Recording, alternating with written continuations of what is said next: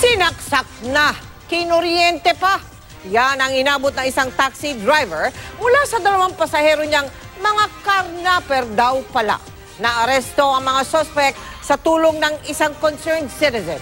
Yan ang tinutukan ni Susan Enriquez. Sa kuha ng CCTV, makikita ang pagdating ng taxi sa bahagi ng 13th Avenue sa New Manila. Huminto ang taxi at bumaba ang driver. Tila may iniiwasan ng driver mula sa loob ng sasakyan. Yung pala, sinasaksak at kinukuryente na siya ng dalawang pasahero.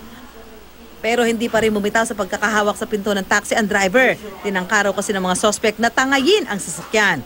Dahil nga ako, kinukuryente na ako, saka sinasaksak na ako, kaya pilit na ako lumas. Balik, pinatay ko po yung makina ng sasakyan. Ito yung babae, sinampahan na.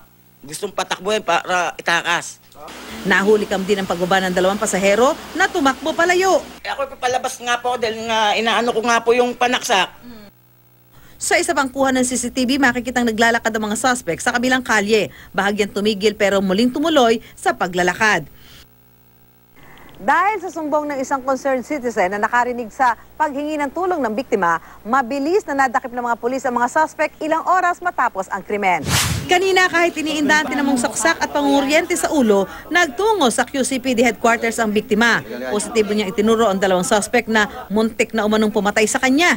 Kwento ng biktima, sumakay sa bahagi ng Santa Mesa ang umani magkasintahan na sina Jade Bertoldo at Jessa Lopez. Hindi na ako nagsalita na hold up, basta tiniran na lang ako bigla doon. Sinaksak na lang? Mabuti nga ako nahawakan ko agad. Kung hindi, tapos to. Ito. Ayon kay QCPD District Director Chief Superintendent Guillermo Elizar, hindi talaga pang-hold up ang balak ng mga suspect. So hindi ito plain na mang-hold up lang. Talagang kakarnapin ng sakyan. Oh, yes, hindi nila ma-start eh. Kasi may way siya daw para mag-start yun. Tumanggi magsalita ang mga suspect na edad 18 at 23. Ang isa may ibinulong. Ba't niyo ginawa yun? Hirap mo. Reklamong attempted murder, robbery at frustrated carnapping ang isasampa sa dalawang suspect. Susan Enriquez, nakatutok, 24 oras.